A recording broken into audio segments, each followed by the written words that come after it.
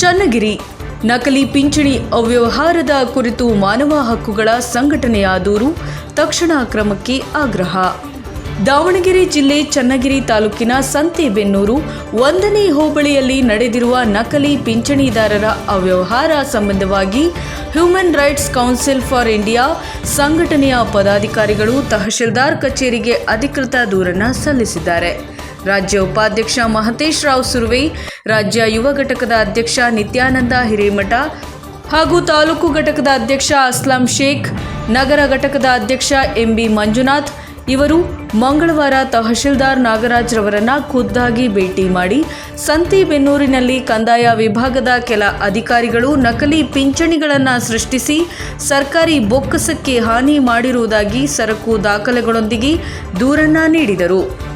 ದೂರು ಸಲ್ಲಿಸುವ ಸಂದರ್ಭದಲ್ಲಿ ಅವ್ಯವಹಾರದಲ್ಲಿ ಪಾತ್ರವಿರುವ ಗ್ರಾಮ ಲೆಕ್ಕಾಧಿಕಾರಿಗಳು, ವಿಎ ಮತ್ತು ರೆವೆನ್ಯೂ ಇನ್ಸ್ಪೆಕ್ಟರ್ ಆರ್ಐ ಹಾಗೂ ನಾಡ ಕಚೇರಿ ವಿಷಯ ನಿರ್ವಾಹಕರು ಇವರ ವಿರುದ್ಧ ತಕ್ಷಣ ತನಿಖೆ ನಡೆಸಿ ವಿಚಾರಣೆಗೆ ಕರೆಯುವಂತೆ ಆಗ್ರಹಿಸಲಾಯಿತು. ಅಲ್ಲದೆ ವಿಚಾರಣೆ ನಡೆಯುವ ಅವಧಿಯಲ್ಲಿ ಸಂಬಂಧಿಸಿದ ಅಧಿಕಾರಿಗಳನ್ನು ಅಮಾನತಿನಲ್ಲಿಡಬೇಕು ಮತ್ತು ಸರ್ಕಾರಿ ಬೊಕ್ಕಸಕ್ಕೆ ಸಂಭವಿಸಿದ ಹಾನಿಯನ್ನು ಅವರಿಂದಲೇ ವಸೂಲಿ ಮಾಡಬೇಕು ಎಂದು ಮಾನವ ಹಕ್ಕುಗಳ ಸಂಘಟನೆ ಒತ್ತಾಯಿಸಿದೆ. ಮನವಿಗೆ ಸ್ಪಂದಿಸಿದ ತಹಶೀಲ್ದಾರ್ ನಾಗರಾಜ್ ರವರು ದೂರು ಗಂಭೀರವಾಗಿದೆ, ದಾಖಲೆಗಳನ್ನು ಪರಿಶೀಲಿಸಿ ತಪ್ಪಿತಸ್ಥ ಲೆಕ್ಕಾಧಿಕಾರಿಗಳ ವಿರುದ್ಧ ಸೂಕ್ತ ಕಾನೂನು ಕ್ರಮ ಕೈಗೊಳ್ಳಲಾಗುವುದು ಎಂದು ಭರವಸೆಯನ್ನ ನೀಡಿದರು. ವರದಿ Devaraj K Nellihankalu, Davanagere, NKS TV.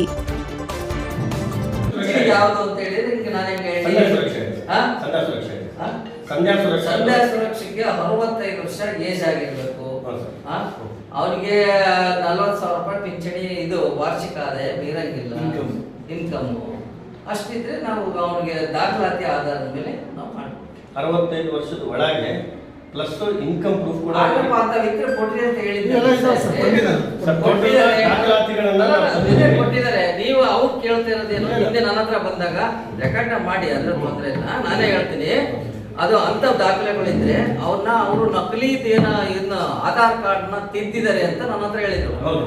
ಅದರ ಪ್ರಕಾರ ನಾನು ತಿದ್ದಿದ್ದಾರೆ ಇಲ್ಲ ಅನ್ನೋದಕ್ಕೆ ವೆರಿಫಿಕೇಶನ್ ಮಾಡಕ್ಕೆ ನಾನು ತಗೊಂಡು ವೆರಿಫಿಕೇಶನ್ ಮಾಡಕ್ಕೆ ಹೇಳಿದೀನಿ, ಮಾಡ್ತಾರೆ. ಬಿಡಿ, ನನಗೆ ಗೊತ್ತಿದೆ ಬಿಡಿ, ಮತ್ತೆ ಓದೋದ್ ಬೇಡ. ಆಯ್ತಪ್ಪ, ನೀನು 3 ಸರಿ ಓದು, ನಾನು ಬೇಜಾರು. ನಾನೊಂದು ಹೇಳ್ಬಿಡ್ತೀನಿ, ಇದೇ ನೀವು ಹೇಳೋದಿದೆ. ನಕಲಿ ಪಿಂಚಣಿಗಳ ಅವ್ಯವಹಾರದಲ್ಲಿ ಭಾಗಿರುವ ಗ್ರಾಮ ಲೆಕ್ಕಾಧಿಕಾರಿಗಳ ಕಂದಾಯ ನಿರೀಕ್ಷಕರು, ಗ್ರಾಮ ವಿಷಯನಿಕರು ಕರೆ ತರಬೇಕಾಗಿ ತಮ್ಮಲ್ಲಿ ವಿನಂತಿ. ವಿಚಾರಣೆಗೆ ಕರೆಸಬೇಕಾಗಿ. ಅದಾದ್ಮೇಲೆ ಈ ಕೇಸಿನ ವಿಚಾರಣೆ ಮುಗಿಯುವವರೆಗೂ ಸಂಬಂಧಪಟ್ಟ ಈ ಎಲ್ಲ ಅಧಿಕಾರಿಗಳನ್ನ ಅಮಾನತಿನಲ್ಲಿಟ್ಟು ಸರ್ಕಾರದ ಬೊಕ್ಕಸಕ್ಕೆ ಆಗಿರುವ ಹಾನಿಯನ್ನು ಈ ಎಲ್ಲ ಅಧಿಕಾರಿಗಳಿಂದ ವಸೂಲಿ ಮಾಡಬೇಕೆಂದು ತಮ್ಮಲ್ಲಿ ನಾವು ವಿನಂತಿಯನ್ನು ಮಾಡ್ತಾ ಇದ್ದೇವೆ ಸರ್. ಅಂದ್ರೆ ನೀವು ಅದೇನು ಅವರು ಮಾಡಿದಾರಲ್ಲ ಸರ್ಕಾರ, ಸರ್ ಅಸ್ಲಾಂ ಅಂತ. ಅಸ್ಲಾಂ ನಾನು ಮುಂಚೆನೂ ನಿಮಗೆ ಪರಿಚಯ ಇದ್ದೀನಿ, ಸ್ವಲ್ಪ ಬರ್ತಿದ್ರೆ ಮಧ್ಯದಲ್ಲಿ ಗ್ಯಾಪ್ ಆಗಿತ್ತಲ್ಲ,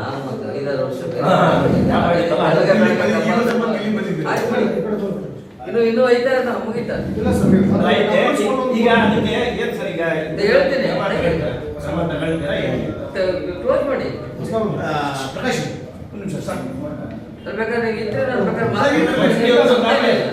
ಹೇಳಿ, ಏನಾಗುತ್ತೆ ಎಲ್ಲಿ ಬಿಡಿ, ಏನಾಗುತ್ತೆ ಇರ್ಲಿ ಬಿಡಿ, ಇರ್ಲಿ ಬಿಡಿ. ಅಲ್ಲ, ನಾನು ದಾಖಲೆ ಕೇಳಿ ಸಂಪೂರ್ಣವಾಗಿ ನಾವು ಇವರಿಗೆ ರೆಸ್ಪಾನ್ಸ್ ಮಾಡಿಲ್ಲ ಅಂದ್ರೆ ನೀವು ಬರ್ರಿ, ನೀವು ಮಾಡಿ, ನಾನು ಅವತ್ತೇ ನಾನು ವೆರಿಫಿಕೇಶನ್ ಮಾಡಿದಾಗ ಸಂಬಂಧಪಟ್ಟ ಲೇಟರ್ ತಹಶೀಲ್ದಾರ್ ಕರೆಸಿ ಇಮಿಡಿಯೇಟ್ ಆಗಿ ಬೋಗಸ್ ಪಿಂಚಣಿ ಆಗಿದ್ದಲ್ಲಿ ಮಾಡಿರುವಂತಹ ಡೆಪ್ಟಿ ತಹಶೀಲ್ದಾರ್ಗೂ ಕೂಡ ನೀವು ವೆರಿಫಿಕೇಶನ್ ನಿಮಗೆ ನಿಂತಿರ್ತಾನೆ ಮಾಡಿದ್ದೀವಿ. ಅದೇನಿದೆ ಚೆಕ್ ಮಾಡಿಸ್ತೀವಿ. ಆಮೇಲೆ ಸರ್ಕಾರಿ ಕೆಲಸದಲ್ಲಿ ಇದ್ದಾಗ ನಾವು ಇನ್ವಾಲ್ವ್ ಆದಾಗ ನಾವು ಯಾವುದೇ ತಪ್ಪು ಅಹಿತಕರ ಘಟನೆ ಆಗದಂಗೆ 100% ನಾವು ನೋಡ್ಕೊಳಕ್ಕೆ ಪ್ರಾಮಾಣಿಕ ಪ್ರಯತ್ನ ಅಂತ ಮಾಡಬೇಕಲ್ಲ ಸರ್. ಯಾಕಂದ್ರೆ ಸರ್ಕಾರಕ್ಕೆ ನೀನು ಹೋಗ್ತೀರಾ ರುಕ್ಮಿಣಿ ಇಮಿಡಿಯೇಟ್ ತಗೊಳ್ಳಿ, ಅವ್ರ ವ್ಯಾಪ್ತಿ ಬರುತ್ತೆ.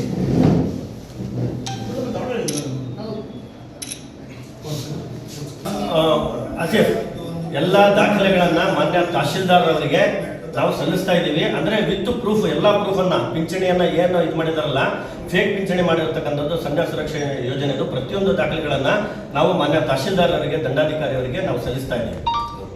ಪ್ರಮುಖ